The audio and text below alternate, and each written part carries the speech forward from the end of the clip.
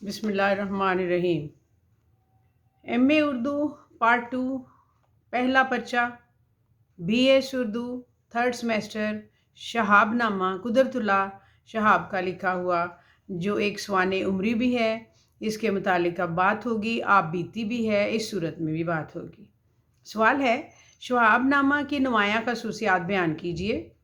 اور ایک اس میں علی بخش جو علامہ اقبال کا ایک دیرینہ جو وفادار تھا، دیرینہ ملازم وفادار تھا، ان کا ساتھی تھا، اس کا ایک قصہ بیان ہوا ہے۔ اس کے بارے میں بی ایس کا ایک سوال ہے، وہ 10 نمبر کا ہوگا۔ اس میں بہت زیادہ ڈیٹیل نہیں ہوگی، لیکن شہاب نامہ سے پہلے ہم شہاب صاحب کے بارے میں جانیں گے کہ وہ ایک بیوروکریٹ تھے۔ بیوروکریٹ ہونے کے علاوہ ایک صاحب دل اور ایک اچھے ادیب بھی تھے۔ شہاب نامہ ان کی آپ بیتی ہے۔ اس سے پہلے ان کی کتاب یا خدا اور ماں جی بھی دھوم مچا چکی تھی۔ مختلف رسائل میں ان کی تحریریں کبھی کبھی شائع ہوتی رہی تھیں۔ سیارہ ڈائجسٹ میں ڈپٹی کمشنر کی ڈائری ایک عرصہ تک شائع ہوتی رہی ہے۔ اسی کا کچھ حصہ اشفاق صاحب کے رسالے جو داستان گو تھا اس میں چھپتے رہے ہیں، اور یوں شہاب نامہ سے پہلے قدرت اللہ شہاب ایک مصنف کے طور پر نام پیدا کر چکے تھے۔ شہاب صاحب کو بالخصوص سکندر مرزا اور صدر ایوب خان کے ساتھ رہنے کا موقع ملا تھا۔ یحییٰ خان کے بارے میں ان کے جو حکومت کے ساتھ اختلافات رہے ہیں وہ بھی تھے۔ ان کی بہت سی پالیسیوں میں مرکزی مقام حاصل رہا ہے اور بہت سی حکومتی اقدامات ان کے ساتھ منسوب کیے جاتے رہے ہیں۔ بہرحال ہمیں شہاب نامہ کے حوالے سے دیکھنا ہے، کیونکہ یہ بھی ایک ان کا کارنامہ ہے۔ شہاب نامہ ایک خود نوشت سوانح ہے، جس میں انہوں نے پیدائش سے لے کر تحریر کیے جانے تک کے تمام باتیں جو تھیں وہ ریکارڈ پر لانے کی کوشش کی ہے، اور یہ بہت دلچسپ، سبق آموز، معنی خیز ہے۔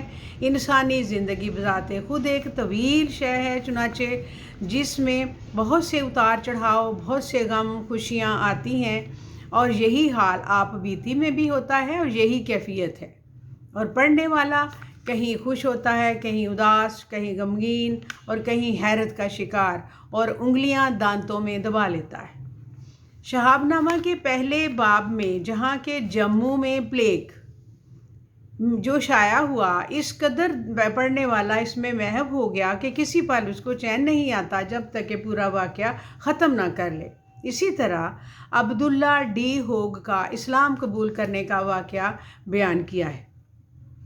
یہ صاحب جو پہلے ڈچ نیوی میں افسر تھے، کراچی آئے اور ان کی کایا ہی پلٹ گئی۔ شہاب صاحب لکھتے ہیں کہ وہ پہلے ڈچ نیوی کا اعلیٰ افسر تھا۔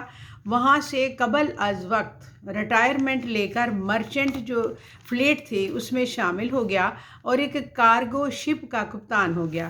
یہ جہاز کراچی بندرگاہ پر سامان لدوانے کے لیے رکا تو گرمی اور حبس کا زمانہ تھا، رمضان المبارک کا مہینہ تھا۔ تو سامان لدوانے والے جو مزدور تھے وہ پسینے سے شرابور بھیگے ہوئے، اور جہاز کے عملے نے ان لوگوں کے لیے ٹھنڈے پانی کا انتظام کیا۔ مزدوروں نے پانی پینے سے انکار کر دیا، یہ کہہ کر کہ ہمارا روزہ ہے۔ چنانچہ ایک بوڑھا مزدور جو ڈی ہوگ نے دیکھا، اس کو بڑا ترس آیا، جو گرمی اور حبس اور سامان کے بوجھ تلے بدحال ہو رہا تھا۔ دوسروں کی نظریں بچا کر وہ اسے اپنے کیبن میں لے گیا اور اسے ٹھنڈے جوس کا ایک گلاس پیش کیا اور اشارے سے کہا کہ کوئی نہیں دیکھتا، پی لو۔ اور بوڑھے نے نفی میں سر ہلایا اور آسمان کی طرف انگلی اٹھا کر کہا، نہیں، اللہ اللہ۔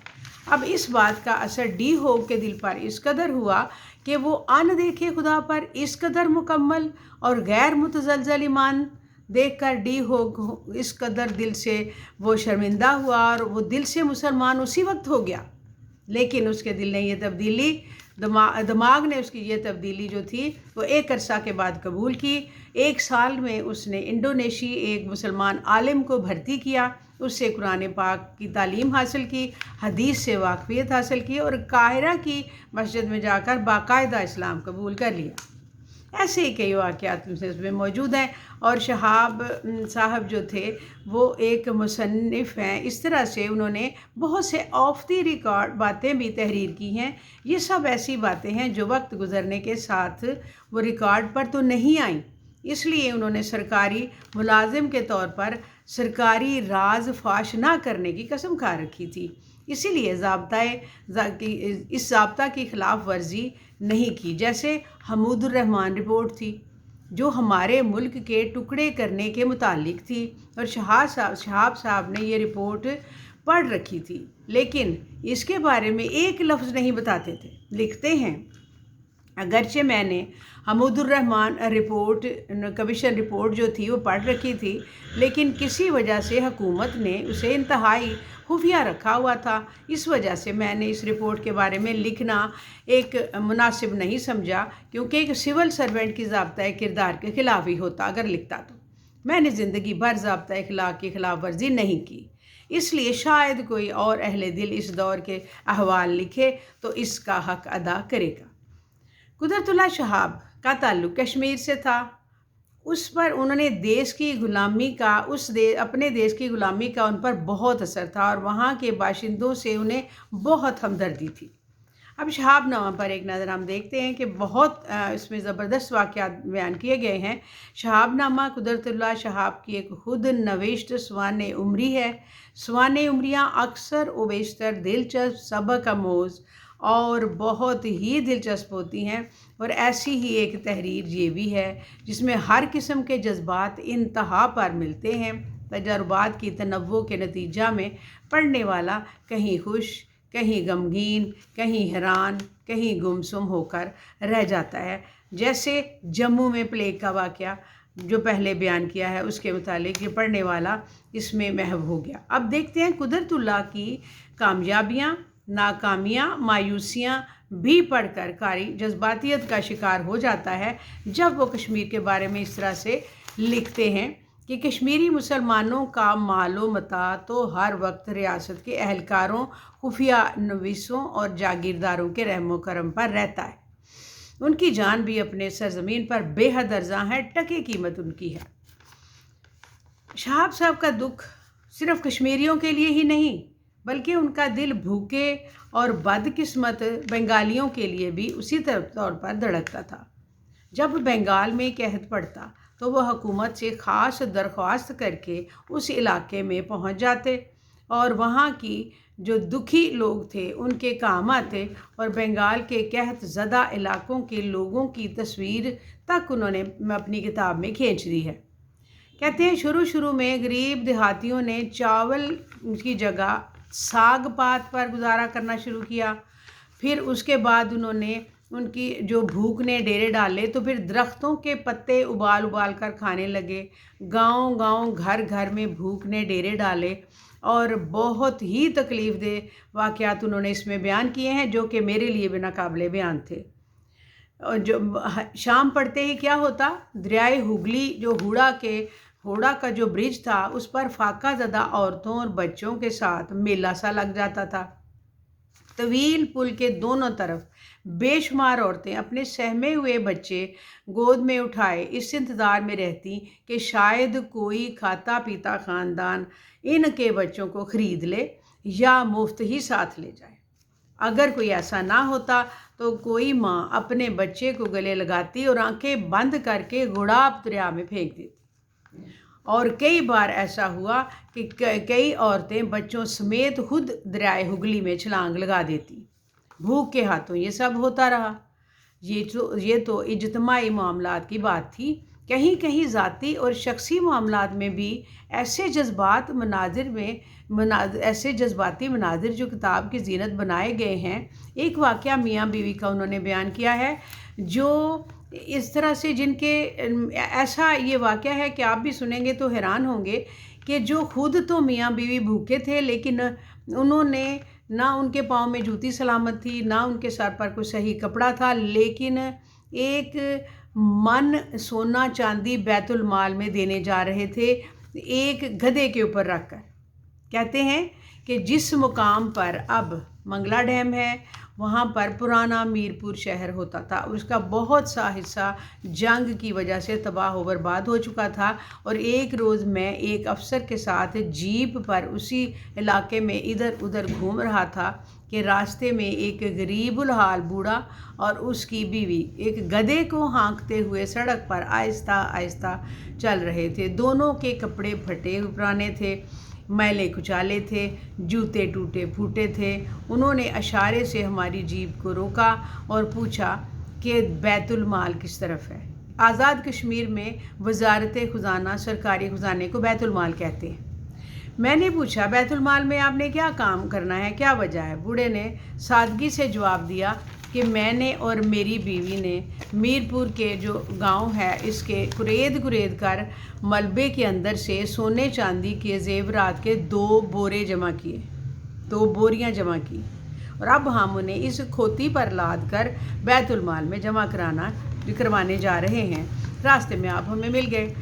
کہتے ہیں کہ ہم نے ان کا گدھا جو تھا پولیس کے حوالے کیا، کانسٹیبل کے حوالے کیا اور بوریوں کو جیپ میں رکھا، ان دونوں کو اپنے ساتھ بٹھایا اور ہم انہیں بیت المال لے گئے۔ کہتے ہیں آج بھی مجھے وہ واقعہ یاد آتا ہے تو میں ان مفلوق الحال جوڑا میرے لیے سر آنکھوں پر بٹھانے کے لائق لگتا ہے۔ میرا سر شرمندگی سے جھک جاتا ہے کہ جیپ کے اندر میں ان کے برابر کیوں بیٹھا رہا۔ مجھے تو ان کے گرد آلود پاؤں کو اپنی آنکھوں سے لگانا چاہیے تھا۔ پاکیزہ صورت لوگ اب اس طرح کے کہاں سے ملیں گے؟ اب انہیں ڈھونڈ چراغے رکھے زیبا لے کر۔ یہ کسی طرح ممکن نہیں ہے کہ لکھنے والا جذبات سے محروم ہو۔ تمام لکھنے والے اور شعراء کے ہاں جذبات و جذباتیت دوسروں سے بڑھ کر ہوتی ہے۔ معمولی بات بھی ان کے اوپر ان کے جذبات کو ابھارنے کے لیے خاص ایک پارٹ پلے کرتی ہے۔